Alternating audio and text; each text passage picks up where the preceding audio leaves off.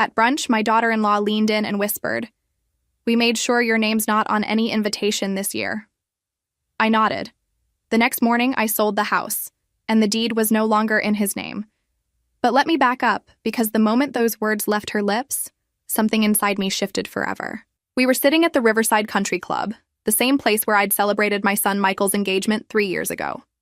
The mimosas were perfectly chilled, the avocado toast artfully arranged, and the morning sun streamed through the floor-to-ceiling windows.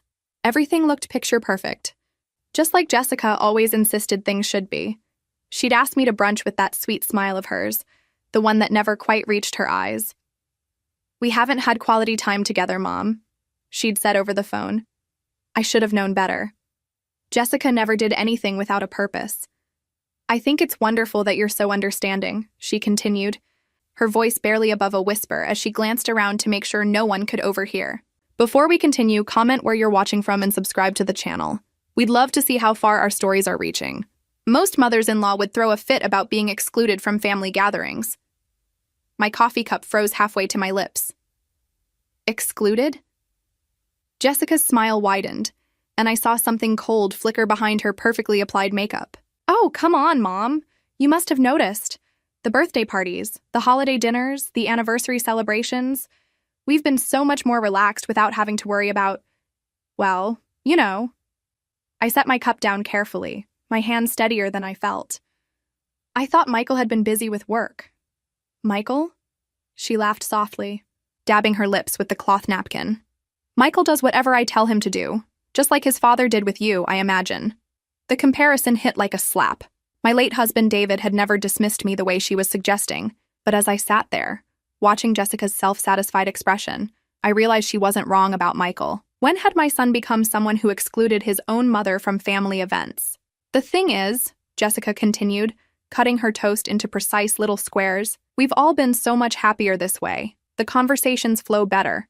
The kids aren't confused about whose rules to follow. And honestly, Mom, you've seemed perfectly content with your little routine." My little routine? As if my entire life had been reduced to something quaint and meaningless.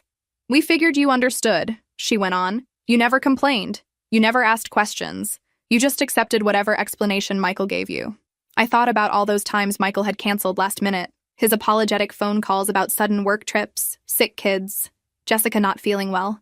I'd made excuses for him in my mind, convinced myself that adult children naturally grew distant. I'd even felt guilty for wanting more time with my own grandchildren. "It's better this way," Jessica said, reaching across to pat my hand with fake sympathy. "No hurt feelings if you don't know what you're missing." But I did know now, and sitting there in that pristine restaurant, surrounded by the quiet chatter of other families enjoying their Sunday morning together, I felt something I hadn't experienced in years. Clarity. Jessica was still talking, something about how mature I was being, how other mothers would be dramatic about this kind of thing, but I wasn't listening anymore. I was thinking about the house that David and I had bought 42 years ago, the house where I'd raised Michael, the house where I still lived alone, the house that, according to the deed locked away in my filing cabinet, belonged entirely to me. "You're absolutely right," I said, interrupting whatever point she was making about family dynamics. "I have been very understanding." Jessica beamed. "I knew you'd see it our way." I smiled back, and for the first time in 3 years, it felt genuine. "I've learned so much about my family today." We finished brunch with small talk about the weather and Jessica's latest yoga instructor. She hugged me goodbye in the parking lot, and I could feel her satisfaction radiating off her like heat. She thought she'd won something. Driving home, I passed the real estate office where my neighbor had gotten her house listed last month. The for sale sign in her yard had only been up for 2 weeks before it changed to sold. The housing market was excellent right now. Perfect, actually, for someone looking to make a fresh start. I pulled into my driveway and sat in the car for a moment, looking at the house that had been my entire world for decades. The roses David had planted were blooming beautifully. The front porch where I'd taught Michael to ride a bike looked exactly the same as it had 30 years ago. But I wasn't the same person who had lived here all those years, accepting whatever crumbs of attention my son decided to throw my way. That woman had died somewhere between the mimosas and Jessica's poisonous little speech. I walked inside and went straight to the filing cabinet in David's old office. The deed was exactly where I'd left it after his funeral 5 years ago. Margaret Elizabeth Sterling, sole owner. No joint ownership, no beneficiaries listed. Just my name. My phone buzzed with a text from Michael. Hope you had a nice brunch with Jess. Talk soon. Talk soon? When was the last time we'd actually talked? When was the last time he'd asked about my life, my feelings, my thoughts about anything that mattered? I stared at that text for a long time before deleting it without responding. Then I picked up the phone and dialed the number on the business card I'd kept from my neighbor's realtor. Hello, this is Margaret Sterling. I'd like to schedule an appointment to discuss selling my house. The realtor, a sharp-eyed woman named Patricia, arrived at my house Monday morning with a leather portfolio and the kind of confidence that comes from years of dealing with life's biggest decisions. Beautiful property, Mrs. Sterling, she said, walking through my living room with practiced efficiency. The market is incredibly strong right now. Houses in this neighborhood are moving fast. I watched her take notes, measure rooms, evaluate what I'd spent 42 years calling home. It felt surreal, like watching someone appraise pieces of my life. Before we proceed, Patricia said, settling into David's old armchair, I'll need to verify ownership and check for any liens or complications. I handed her the deed I'd retrieved the night before. She glanced at it, then looked more carefully. Her eyebrows rose slightly. This is interesting, she murmured. Your name only. No joint ownership, no trust designation. That's becoming quite rare these days. Is that a problem? Not at all. Actually, it makes things much simpler. She looked up at me with what seemed like approval. Many widows find themselves dealing with complicated ownership structures that their children have convinced them to establish. This gives you complete control. Complete control. The words settled around me like a warm blanket. After Patricia left with promises to prepare a market analysis, I found myself wandering through the house with new eyes. Every room held memories, but for the first time, I wasn't just remembering the past. I was calculating the future.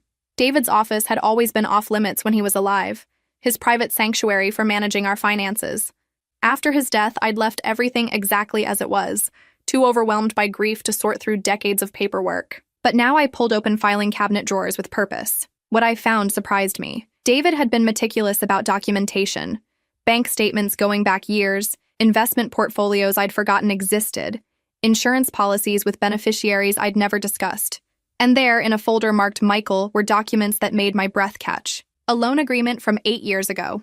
$50,000 advanced to Michael for his business venture, the one that had supposedly failed within 6 months. The terms were clear, to be repaid within 3 years with modest interest. I checked my bank statements. No payments had ever been made. Another folder contained correspondence about the down payment for Michael and Jessica's house. $75,000, described in David's careful handwriting as gift to son and daughter-in-law. But clipped to the letter was a promissory note in Michael's handwriting, promising to pay us back when circumstances improve. 5 years later, their circumstances had improved dramatically. Michael's consulting business was thriving, Jessica drove a BMW, and they'd just returned from a 2-week vacation in Europe. But my bank account showed no sign of any repayment. I sat in David's chair, surrounded by evidence of financial generosity that had never been acknowledged, let alone reciprocated. The numbers told a story I'd been too trusting to read. My phone rang. Michael's name appeared on the screen. Hi, Mom. How was brunch yesterday? Jessica said you two had a nice chat. His voice carried that distracted quality I'd grown accustomed to, like he was multitasking while talking to me. It was enlightening, I said. Good. Good. Listen, I wanted to ask you about something. Jessica's been talking about redoing the kids' playroom, and we were wondering if you might be able to help out. Nothing major, just maybe 5,000 or 6,000. We'll pay you back, obviously. I stared at the promissory notes scattered across the desk. Obviously. Michael, I said slowly, when you borrowed money from your father and me before, what happened to the repayment plans? Silence stretched across the phone line. What do you mean? I mean the 50,000 for your business, the 75,000 for your house down payment, the various smaller amounts over the years. I'm looking at the documentation right now. Mom, that was different. Dad understood that family helps family. He never expected that money back. Really? Because I have promissory notes here in your handwriting saying otherwise. Another pause. Those were just formalities, Mom. Legal paperwork. Dad knew we'd pay him back when we could. And when will that be? I don't understand why you're bringing this up now. You've never mentioned it before. He was right. I'd never mentioned it because I'd never known about it. David had handled our finances, and after his death, I'd been too grief-stricken to examine the details. I'd simply trusted that if money was owed, it would be repaid when possible. Maybe it's time I started paying attention to things I should have been watching all along, I said. Mom, you're starting to sound paranoid. Is everything okay? Are you feeling all right? Paranoid. The same dismissive tone Jessica had used when she described how much better their family gatherings were without me. I'm feeling clearer than I have in years, I told him. After I hung up, I called Patricia. How quickly could we move on listing the house? I asked. If you're motivated to sell, we could have it on the market by the end of the week. I've already had 3 agents call me about properties in your neighborhood. There's a lot of demand. Let's do it. Mrs. Sterling, I have to ask, is your family supportive of this decision? Sometimes adult children have strong feelings about the family home being sold. I looked around David's office, at the evidence of years of financial support that had never been acknowledged, at the promissory notes for money that would never be repaid. My family will have to adjust to a lot of changes, I said. This is just the beginning. That evening, I made myself a simple dinner and ate it in the kitchen where I'd prepared thousands of meals for a family that had systematically erased me from their lives. But instead of feeling sad, I felt something I hadn't experienced in years. I felt powerful. My phone buzzed with a text from Jessica. Michael mentioned you seemed upset about some old paperwork. We should talk. I read it twice, then deleted it. Tomorrow, Patricia would bring the listing agreement. By Friday, there would be a for sale sign in my front yard. And somewhere in this city was a new life waiting for me, one where I wouldn't be anyone's afterthought. For the first time since David's death, I was making decisions that were entirely my own. And it felt like coming back to life. The for sale sign went up on Friday morning, just as Patricia had promised. I watched from my kitchen window as she hammered it into the front lawn, and something about seeing those bold red letters made everything feel irreversibly real. By Friday afternoon, my phone had rung 6 times. I let them all go to voicemail. Saturday morning, I finally listened to the messages. Michael's voice progressed from confused to annoyed to genuinely panicked across 4 separate calls. Jessica had left one message, her tone carefully controlled but with an edge I'd never heard before. The last message was from my granddaughter Emma, Michael's 12-year-old. Grandma Maggie, Dad says you're selling your house. I don't understand. Where will you live? Call me back, okay? That one broke my heart a little. Emma was the only one who'd never made me feel invisible. I was still standing in the kitchen holding the phone when a car pulled into my driveway. Through the window, I watched Michael get out of his SUV, his jaw set in the determined way I remembered from his teenage years. Jessica emerged from the passenger side, her movements sharp and purposeful. I opened the front door before they could knock. Mom, what the hell is going on? Michael didn't bother with greetings. The neighbors are calling me about a for sale sign. Mrs. Chen said there were already 2 showings scheduled. Would you like to come in? I asked, stepping aside. Jessica brushed past me without answering, her eyes immediately scanning the living room as if looking for evidence of mental decline. Michael followed, running his hands through his hair in frustration. This is insane, Mom. You can't just sell the house without talking to us. Actually, I can, I said, settling into my favorite armchair. It's my house. But it's the family home, Jessica interjected, her voice rising. This is where Michael grew up, where our children visit their grandmother. When do they visit? I asked quietly. Jessica's mouth opened, then closed. Michael shot her a warning look. That's not the point, he said. The point is you're making major life decisions without consulting anyone. Dad wouldn't have wanted this. Your father left this house to me, I replied. Not to us. To me. I think that says something about what he wanted. Michael began pacing, the way he used to when he was trying to solve a problem through sheer movement. Where are you planning to live? You've been in this house for 40 years. You don't know how to live anywhere else. The assumption stung because part of me had believed it too. For 5 years since David's death, I'd clung to this house like it was the only thing keeping me tethered to the world. But sitting here now, watching my son and daughter-in-law treat me like an incompetent child, I realized something crucial. I hadn't been living in this house. I'd been hiding in it. I'll figure that out, I said. Mom, be realistic. Jessica's voice carried that patronizing tone I'd grown to hate. You're 73 years old. You can't just start over somewhere new. What about your doctor, your pharmacy, your routines? My routines. There was that word again, reducing my entire existence to something small and predictable. What routines would those be? I asked. The routine of waiting for phone calls that never come? The routine of cooking dinner for one every night? The routine of watching my son's family grow up through Christmas cards? Michael stopped pacing. That's not fair, isn't it? When was the last time you brought the children here for more than an obligatory holiday visit? When was the last time you asked me about my life? We've been busy. You've been excluding me.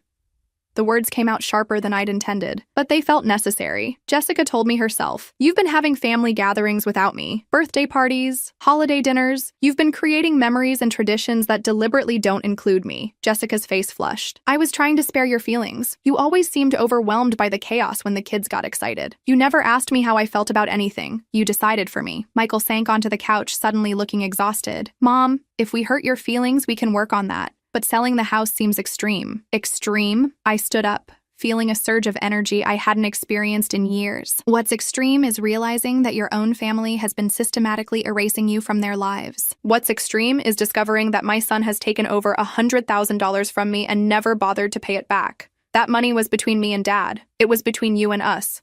I was married to your father. His assets were our assets." Jessica shot Michael a look I couldn't quite read. "Maybe we should discuss the financial arrangements separately." "There's nothing to discuss," I said. "I'm not asking for the money back. I'm simply pointing out that for years, this family has treated me like a bank that never closes and never sends statements." The silence that followed felt heavy with unspoken truths. Michael stared at his hands. Jessica checked her phone, and I realized that even now, facing the sale of their children's grandmother's house, they couldn't give me their full attention. "The realtor says there's already significant interest," I said finally. "The market is very strong." Michael looked up. "How long before you have to move?" "Depends on the buyer. Could be 30 days, could be 90. That's not enough time to figure out where you want to live. It's more time than you gave me to figure out why I was being excluded from my own family." Jessica stood abruptly. "This is ridiculous." "Michael, talk to your mother. Make her understand that she's being irrational." Something in her tone, the casual assumption that my son could simply override my decisions, ignited a fury I'd been suppressing for years. "I understand perfectly," I said, my voice steady but cold. "I understand that I've spent the last 5 years being treated like an inconvenience in my own son's life. I understand that my daughter-in-law considers me so unpleasant that she actively works to keep my grandchildren away from me. And I understand that neither of you has ever considered that I might have feelings about any of this." Jessica's composure cracked. "We were trying to protect you. From what? From being loved? From being included? From mattering to anyone?" "From being disappointed," Michael said quietly. "Mom, you have to admit you've been depressed since Dad died. We thought it was easier if you didn't have to worry about keeping up with everything." The explanation hit me like a physical blow. They'd mistaken my grief for incompetence, my quietness for a desire to be left alone. "Did you ever ask me what I wanted?" I whispered. Neither of them answered. "Get out," I said softly. "Mom, get out of my house, both of you." They left without another word, and I stood at the window watching their car disappear down the street. Then I picked up the phone and called Patricia. "I want to accept any reasonable offer," I told her. "The faster we can close, the better." The offer came in Tuesday morning. Cash buyers, no contingencies, closing in 3 weeks. Patricia called me with barely contained excitement. "Mrs. Sterling, this is exceptional. They're offering $15,000 over asking price and want to close as soon as possible. The buyers are relocating for work and need to move quickly." I accepted immediately. For 3 days after Michael and Jessica's visit, my phone had rung constantly. Voice messages piled up, each one more desperate than the last. Michael apologizing, Jessica attempting to negotiate, even Emma calling to ask if she'd done something wrong.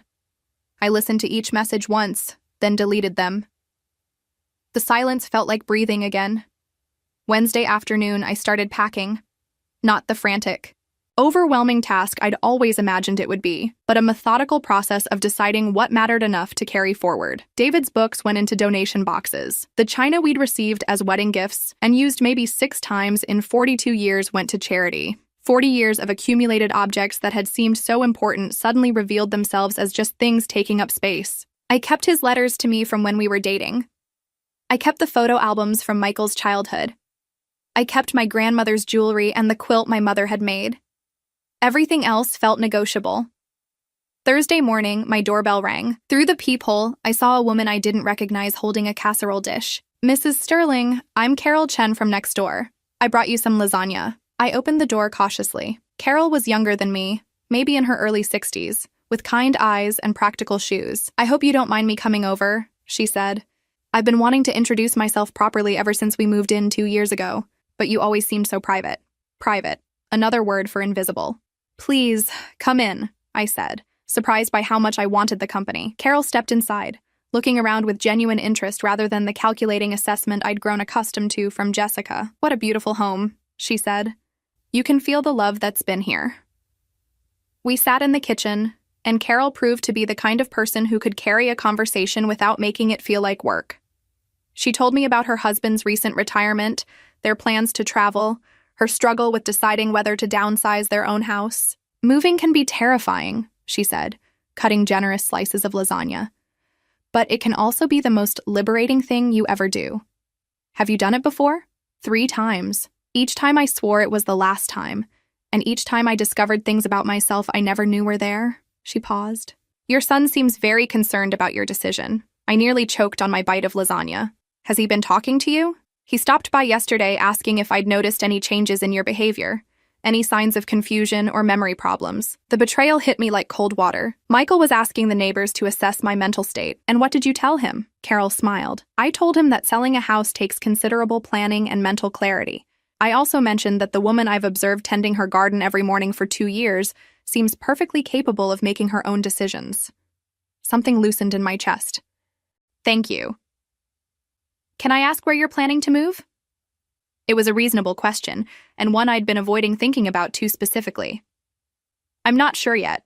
Maybe somewhere warmer. Maybe somewhere I can walk to shops and restaurants. Somewhere you can have a different kind of life. Exactly. After Carol left, I found myself thinking about her question. What kind of life did I want? For so many years, my life had been defined by other people's needs. David's career, Michael's childhood, Jessica's preferences, my grandchildren's schedules. Even my grief had been shaped by others' expectations of how a widow should behave. But who was Margaret Sterling when she wasn't being someone's wife, someone's mother, someone's inconvenience? Friday morning, Patricia called with closing details and paperwork schedules. By Friday afternoon, I had purchased a laptop and was researching retirement communities in coastal towns I'd always wanted to visit, but never had an excuse to explore. The freedom was intoxicating and terrifying in equal measure. That evening, I made myself a cup of tea and sat at the kitchen table with my new laptop, scrolling through pictures of small coastal towns in North Carolina and Maine. Places where I could walk to a coffee shop, where I could join a book club, where no one would know me as Michael's mother or David's widow. I found myself pausing on photos of a place called Sunset Beach, North Carolina, a small community with a main street full of independent shops, a library that hosted reading groups, and a senior center that offered art classes. The apartments were modest but bright, with ocean views and walking paths.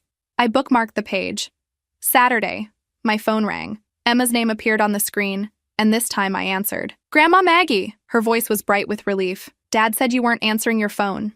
I've been very busy, sweetheart. Are you really selling the house? Dad and Mom seem really upset about it. I sat down, choosing my words carefully. Sometimes people need to make big changes, Emma. It doesn't mean anything bad is happening, but where will you live? I'm going to find somewhere new, maybe by the ocean. That sounds cool. Can I visit you there? The question caught me off guard. In all my planning, I'd assumed that moving away meant accepting permanent distance from my grandchildren.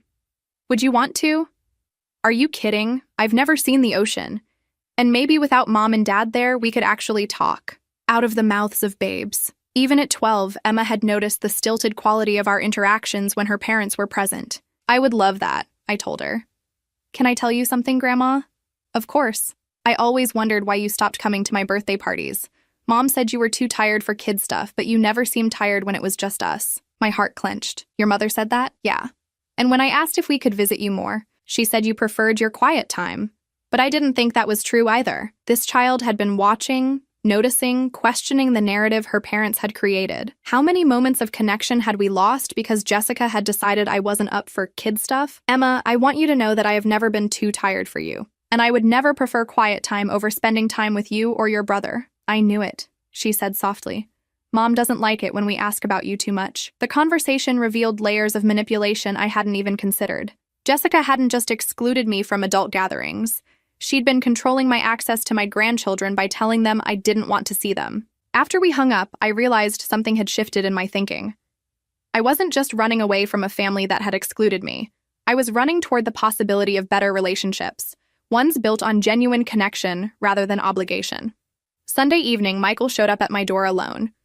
He looked haggard, older than his 45 years. Mom, please, can we talk? I let him in, but I didn't offer coffee or ask him to sit down. I know you're angry, he began, and maybe you have a right to be, but this house sale feels like punishment. It's not punishment, Michael. It's self-preservation. I talked to the realtor. You could back out if you wanted to. Pay the penalty fee. Stay here where you belong. Where I belong? I repeated. According to whom? He was quiet for a long moment. You're my mother. You belong in my life. Then why haven't I been in your life? You have been. No. I cut him off. I've been available to your life. There's a difference. I've been here whenever you needed something, but I haven't been included in the life you're actually living. We can change that. Can you? Can you undo 3 years of family gatherings I wasn't invited to? Can you retroactively include me in decisions about my grandchildren's lives? Can you go back and ask me what I wanted instead of deciding for me? Michael's shoulders slumped. Jessica said she was protecting you from stress. Jessica was protecting herself from having to share space with me. There's a difference. Maybe I should have questioned it more. Maybe you should have. I paused, seeing something in his expression I hadn't noticed before. Genuine regret. Michael, your daughter thinks I don't want to see her because Jessica told her I was too tired for children. How many lies have you allowed to stand between us? His face went pale. She wouldn't say that. She did say that. Emma told me tonight. He sat down heavily in David's chair, running his hands through his hair. I never knew she was saying things like that to the kids. What did you think was happening? Did you really believe I just stopped caring about being part of your family? I thought you were depressed, withdrawn. I thought maybe it was easier for you not to have to keep up with everything. Did you ever ask me? No. Then you don't know anything about what was easier for me. You made assumptions and let your wife manage the situation. But she wasn't managing it, Michael.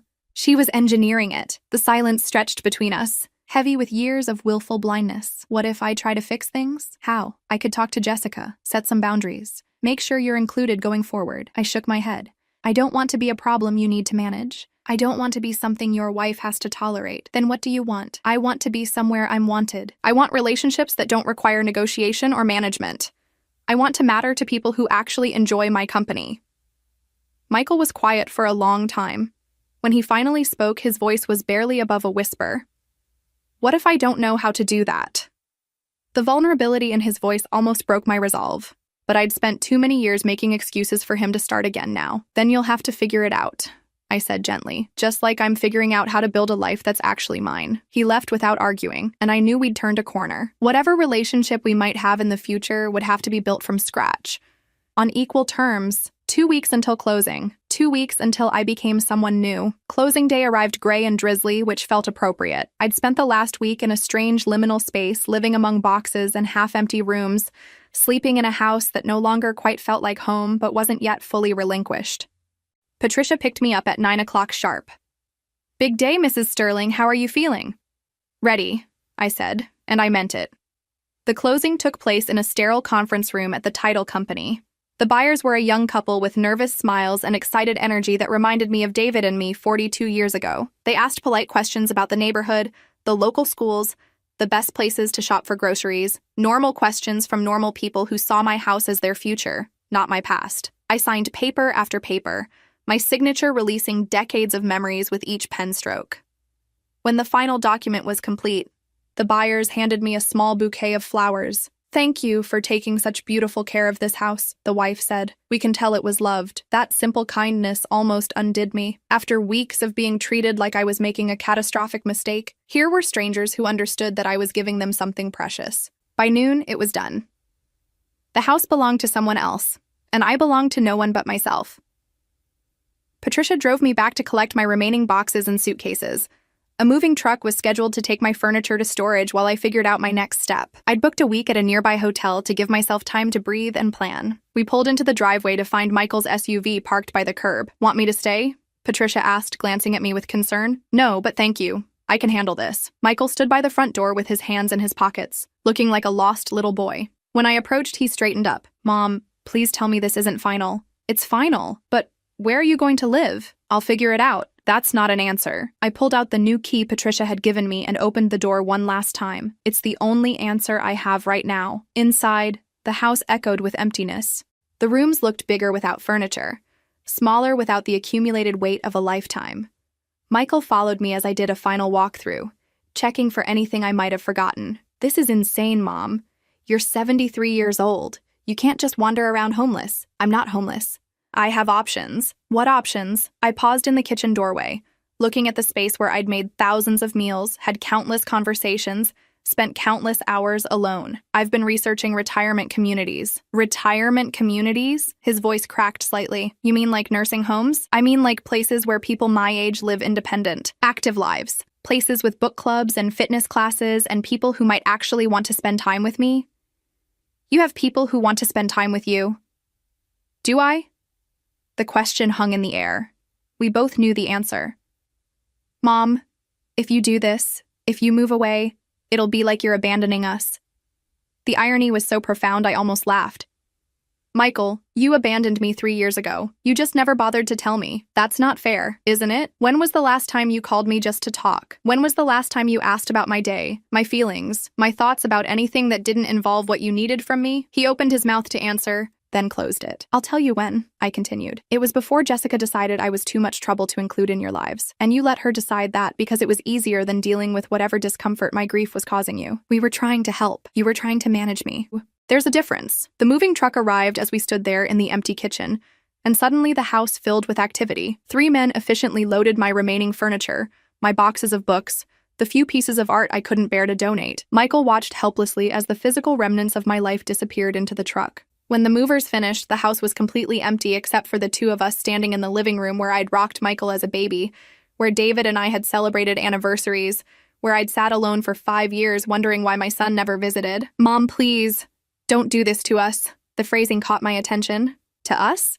To the family. What family, Michael? The family that meets without me? The family that makes decisions about my grandchildren without consulting me? The family that takes my money but not my advice? We can change. You've had 3 years to change. You've had this entire month to change. Instead, you've spent your energy trying to convince me that I'm making a mistake. Because you are making a mistake. I walked to the front door and held it open. No, Michael. The mistake was spending 5 years waiting for you to remember that I exist. He didn't move. What about Emma and Jack?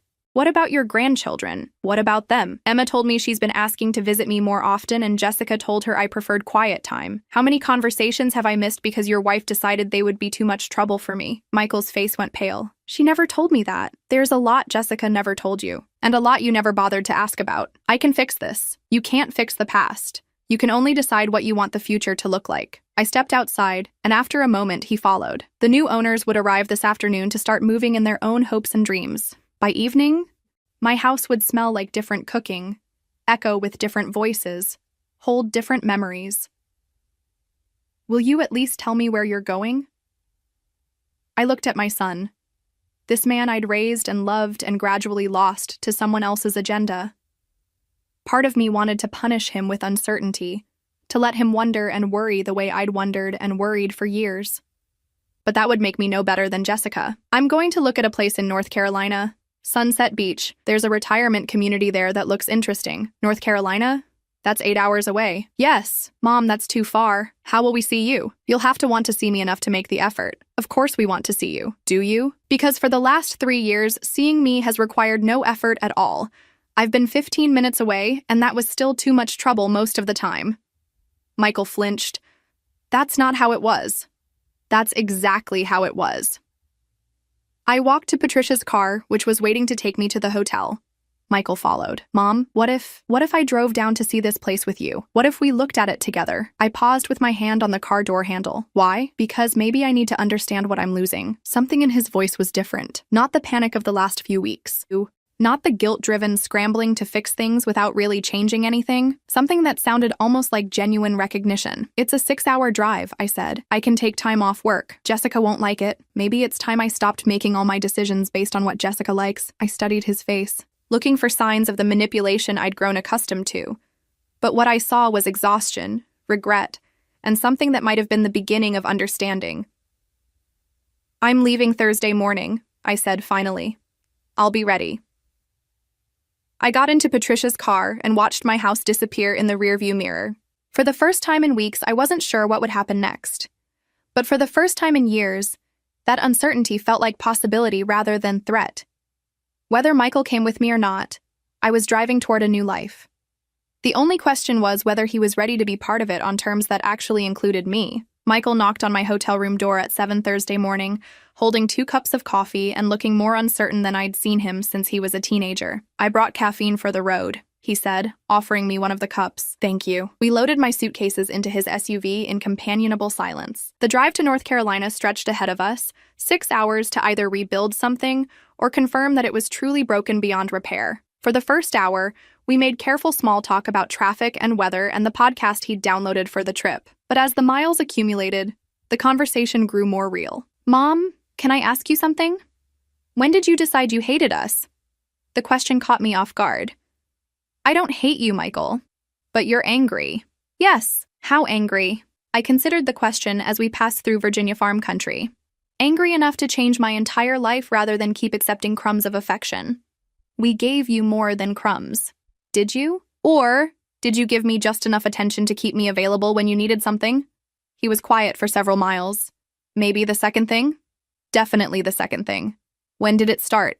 The feeling like we didn't care about you? I thought back through the years, trying to identify the moment when inclusion became exclusion, when love became obligation. It was gradual. After your father died, I was lost, completely lost, and you all stepped in to help, which I needed. But somewhere along the way, helping became managing became controlling, and controlling became erasing. I never meant for that to happen, but you let it happen. Even when you must have noticed I was getting quieter, more withdrawn, more absent from your lives. I thought you were depressed. I was depressed, but I was also being systematically excluded from everything that gave my life meaning. We stopped for lunch at a roadside diner that reminded me of places David and I used to discover on weekend drives. Michael ordered a burger he didn't seem to want, and I picked at a salad while we continued the hardest conversation we'd ever had. Jessica says you never seemed interested in the kids' activities. Jessica lied. She says you always seemed overwhelmed when they got excited. Jessica lied about that too. Michael pushed French fries around his plate. Why would she lie? Because she wanted me out of the picture, and you made it easy for her. That's a horrible thing to say. It's a horrible thing to do. But it's what happened. Maybe she was trying to protect you from stress. Michael, stop. Please stop making excuses for her. She wasn't protecting me from anything. She was protecting herself from having to share space with someone she saw as competition for your attention. You're my mother. You're not competition. To Jessica, I was. I was the woman who had your loyalty before she did. I was the person who knew you as a child, who had stories she'd never heard, who had a relationship with you that predated her. He sat back in the booth, looking stricken. I never saw it that way. You never looked. The truth hung between us like a bridge neither of us was sure we could cross. What do I do now? He asked finally. You decide what kind of relationship you want with me going forward. And then you figure out how to have that relationship despite whatever objections Jessica might have. And if she can't accept that, then you'll have a choice to make. We drove the rest of the way in thoughtful silence, processing the weight of everything we'd said and everything we hadn't. Sunset Beach was exactly what I'd hoped for. A small coastal community with tree-lined streets, local shops within walking distance, and the ocean visible from almost everywhere. The retirement community Patricia had researched for me was a collection of well-maintained buildings surrounding a central courtyard, with walking paths leading to the beach. The tour guide, a woman named Linda, who reminded me of Carol from next door, showed us around with genuine enthusiasm. We have book clubs, art classes, fitness programs, volunteer opportunities, she explained as we walked through the common areas. But the best part is the community. People here actually talk to each other. The apartment I'd inquired about was on the second floor with a small balcony overlooking the ocean. It was compact but bright, with enough space for my essential furniture and the books I couldn't bear to leave behind. What do you think? Linda asked. I stepped onto the balcony and breathed in salt air. For the first time in months, my chest felt completely open. I think it's perfect. Michael joined me on the balcony, looking out at the waves. It's beautiful, Mom. Yes, it is. You'd really be happy here? I think I would. We spent the night at a local bed and breakfast, and over dinner at a seafood restaurant overlooking the harbor. Michael asked the question I'd been waiting for. What happens to us? That depends on you. I want to be part of your life, your real life, not just the version where you're available when I need something. What does that look like? I don't know yet, but I want to find out. I signed the lease papers the next morning. Linda handed me the keys with a smile that said she understood the significance of the moment. Welcome home, Margaret. Home. It had been so long since anywhere had felt like home that I'd forgotten what the word could mean. 3 months later, I was settled in my new life. I'd joined the book club and the morning walking group. I'd volunteered at the local library and started taking watercolor classes. I'd made friends who knew me as Margaret, not as someone's mother or widow. Emma came to visit for a week in July, her first time seeing the ocean. We built sandcastles and collected shells and had long conversations about books and school and dreams for the future. She told me about her parents' recent arguments, about Jessica's anger over Michael's monthly visits to see me, about her own plans to come back next summer. "I like you better here, Grandma," she said one evening as we watched the sunset from my balcony. "Why?" "Because you seem like yourself," Michael called every Sunday. Sometimes Jessica was civil when she got on the phone. Sometimes she wasn't. But those weren't my problems to solve anymore. 6 months after moving to Sunset Beach, I received a letter from Jessica. Not an email or a text, but an actual handwritten letter. "Margaret," it began. Not Mom or Dear Margaret. Just my name. "I know you probably don't want to hear from me, but I need to say some things. Michael has been different since you moved away. Not angry, exactly, but more present. More willing to question things I say. More interested in making his own decisions about family matters. I didn't realize how much I'd been controlling until I couldn't control anymore. I told myself I was protecting you, but I think I was really protecting myself from feeling like an outsider in Michael's life. I'm not asking for forgiveness. I'm not asking you to come back.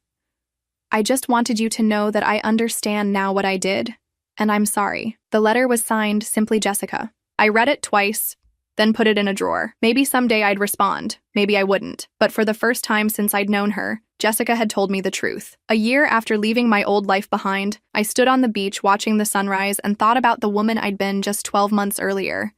That woman had accepted exclusion as the price of keeping peace. She'd swallowed humiliation rather than risk losing the little attention she was given. She'd lived in fear that demanding more would mean getting nothing at all. This woman demanded better. This woman knew her worth. This woman had built a life full of people who actually wanted her company. My phone buzzed with a text from Emma. "Can't wait to see you next month. I have so much to tell you." I smiled and typed back, "I can't wait either, sweetheart." The sun climbed higher, painting the ocean in shades of gold and pink. I had book club in an hour, lunch with my neighbor Carol after that, and watercolor class in the evening. Tomorrow, Michael was driving down for one of his monthly visits, and we'd have dinner at the seafood place where we'd first started rebuilding our relationship. I wasn't anyone's afterthought anymore. I wasn't anyone's burden or obligation or inconvenience. I was simply Margaret Sterling, living a life I'd chosen for myself, surrounded by people who chose to include me in theirs, and that was enough. More than enough. It was everything.